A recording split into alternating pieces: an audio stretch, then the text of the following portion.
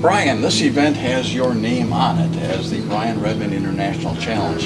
Can you tell us briefly how you got involved in this, how it has evolved, and what your plans are for it? Well, it's been a long time now, probably getting on for 20 years. And I became involved partially because the man that really started what has now become the KIC, the Kohler International Challenge, with Brian Redman, was Joe Marchetti from Chicago, who brought a group of his Ferrari friends up, and that's how it really started a long, long time ago. And it built up and it built up, and eventually the track took over the event, and it was at that time it was the Brian Redman International Challenge. However, fortunately, only about 3 or 4 years ago, Kohler came in with some much needed and appreciated sponsorship, and so it became the Kohler International Challenge with Brian Redman. David, you have driven up here not only back in the day, shall we say, but also once or twice in this vintage race. I believe, wasn't your last race ever up here in Alola? My last race here was in the Simon I Special, Charlie Parsons' old car, 1969 Lola, and I drove that here in 1996. And I hadn't really driven in a race since 1990, was when I kind of semi-officially retired. And this guy who owned the car asked me to come and drive it, and of course he was all cock-a-hoot because it now had 900 horsepower. He said, "You'll be really glad to hear that, you know, with modern day technology and metallurgy, we managed to bump the horsepower to 900, so I thought, charming, not what I wanted to hear. And of course I found out the owner was the mechanic and his wife, which rather concerned me because this car would do close to 200 mile an hour down the straight here, and about 190 to turn 5. And the brakes went out around, and it started to vibrate badly on braking, the clutch wouldn't clear, so I couldn't change gear. It was very, very hot in 1996. And I thought, what am I doing going to turn 5 and 190 in a 40-year-old car that could eject me into the guardrail at great speed, breaking every bone in my body, which at the age of 50, whatever I was then, would take forever to heal. So at that point I decided never to drive in vintage racing again, and I haven't.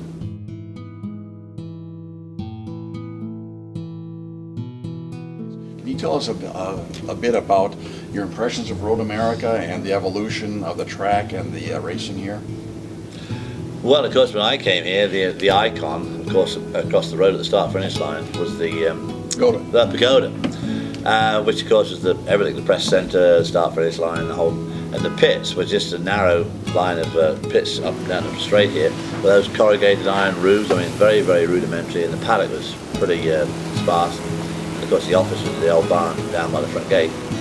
And since then, you're right, the infrastructure here has changed enormously. I was here just 2 weeks ago. My grandson was racing in the Skip Barber class, and of course, it's just the Skip Barber trucks and cars, and about 200 people, obviously, spectators, and we were all assembled in that paddock. And I was looking around the paddock, and it's, you know, when there's just a couple of hundred people, it is absolutely vast. And of course, the week before, when they had the nationwide race here, because all that would have been absolutely filled up.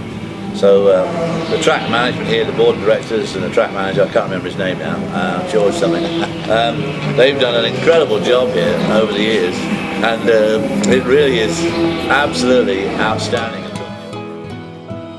Well, this event this weekend, the Kohler International Challenge, is one of the best events in North America, and many people would say it is the best. The track that probably holds the title is Laguna Seca in Monterey. But it's painful to go there for their big vintage racing weekend. The reason being, you get very little track time. You get 20 minutes in practice on Friday, and you might do a 20-minute race on Sunday, and that's it. So it's not fun. Now, Road America has retained always a great sense of fun. The gathering that we have on the Thursday nights, the reception for everybody, with great food and wine and beer, is superb. It adds a great deal to the atmosphere. And then more wine and beer. Yes. So vintage racing, I started vintage racing in 1982 in America, which is when I was still racing professionally. So I've been doing it for a long time. I've seen the tremendous growth that's taken place, and there's so much to be said for it, because you can go out and you don't have to spend, hundreds of thousands of dollars. You can buy a very good vintage race car for $20,000. and it's not going to lose too much value because of the increasing popularity of vintage racing. So it's a worthwhile investment, and it's fun at the same time, and a great group of people. Here at America. This weekend we have 2 nights of car shows, Concours d'Elegance, in downtown Elkhart Lake.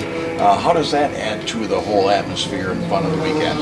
Well, the downtown Concours d'Elegance in Elkhart Lake this evening for the race cars and tomorrow evening on Saturday for the street cars is a huge part of the weekend, there's no question about it. And tonight, in fact right now, I'm thinking about how I'm going to park my car because we've got a dinner at the Osthoff Hotel at 7 o'clock. And so it's a huge happening, and it's very much part and parcel of a great vintage racing weekend. Well, the village has really, you know, I mean, the village is very, very, very keen on the track. The track has been a huge money raiser for the village over the years, and I first came to Elkhart Lake, as I said, in 1964, and really that Main Street, Lake Street, has really hardly changed at all. That ice cream shop, Gessler's, I mean, it's exactly the same now. They've still got the same stuff in the window as they had in 1964, and of course then, that was the race office. I remember when I first came to town, I was looking for the office, and crossed the railroad tracks, which of course in those days were still operational, and round the corner and there was old Cliff Tufty with the hat standing outside, and really it hasn't changed a lot, other than over the last few years Elkhart Lake has gone through a sort of gentrification and beautification system. They got lovely old street lights now, and the streets have been all repaved and rebuilt, and it really is a great place, and now it's got some really good restaurants as well. And the Concours d'Elegance tonight, for instance, will attract, you know, tens of thousands of people and a tremendous selection of cars. And George Brugenthich was telling me last night that we got like 60 more entries this year than before, which goes back to what Brian was saying. I think this has now become the premier vintage race in America. There's no doubt about it. You know, Pebble Beach is different. It's so close, you know, 2.5 miles where it is. And you've got places like Siebkins and what was Schwartz's back in the old days. And I mean, these were great watering holes. And if the walls at Siebkins bar could talk, they would have some great stories, especially about food fights between a certain Lancashire driver and a certain driver from Warwickshire. I can't go into further details, but it was a very fun evening, much enjoyed by the owner of the hotel, who kept running down to the kitchen for more supplies of whipped cream. And it was her bar that was being ruined. It was her bar that was being ruined. She's going into the kitchen and bringing us more tins of cream and bread rolls. We are, of course, referring to Pam and Doug Leake, who were the owners of Siebkins Inn, and now their children are. So it's a wonderful place, and got some tremendous memories and all that sort of thing. When you're a driver and you're doing an intense series like 15 or 16 races a year, where you go is, I mean, it's you want nice tracks and you want nice places to go to, you know. And Elkhart Lake and Road America were always top of the bill for that. Why was he born so beautiful? Why was he born at all? He's no bloody use to anyone. He's no bloody use at all.